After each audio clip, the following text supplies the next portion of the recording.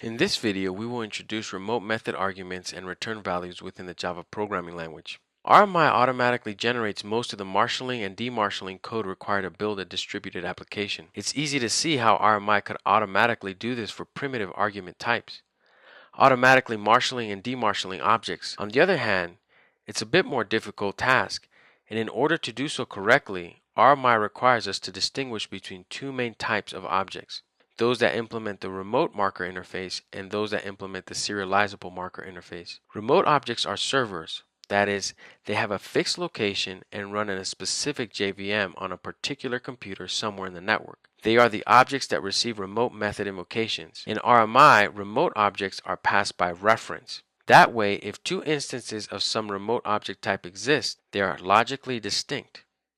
For example, in the current application, each server is a remote object, and any two instances of the server are not equal. Looking at our server here, we can see that our server implements our user service interface. If I open the user service interface, we can see that our user service extends the remote interface,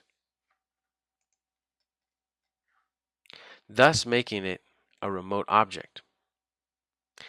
Now, serializable objects, on the other hand, are objects whose location is not important to their notion of identity. That is, while they do have a location, the location is not particularly relevant to their state. Instead, serializable objects encapsulate data and are mobile. They can be passed from one JVM to another. Hence, serialization objects are very much like the primitive data types, such as float and int, which are always passed by value. Serialization is a general purpose mechanism for taking an object and encoding it as a stream of bytes. Let's take a look at our user object, which is going to be passed over the wire, serialized. Here we see that our user object implements serializable. Implementing serializable is what makes it be able to be transferred over the wire.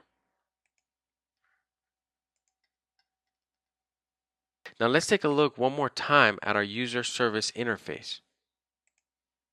Remember that the arguments to a remote method must be serializable. In this case, we have the primitive ID, int ID, and also the user object. Both are serializable.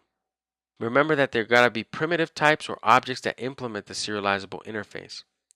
The same restriction applies to return values. The RMI stub skeleton layer decides how to send arguments and return values over the network.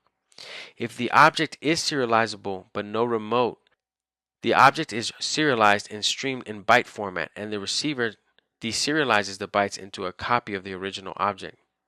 If the object is a remote object, it can reference for the object is unmarshaled and marshaled and sent to the remote process, and this reference is received and converted into a stub for the original object. If the argument or return value is not serializable, a java.rmi.marshal exception is thrown.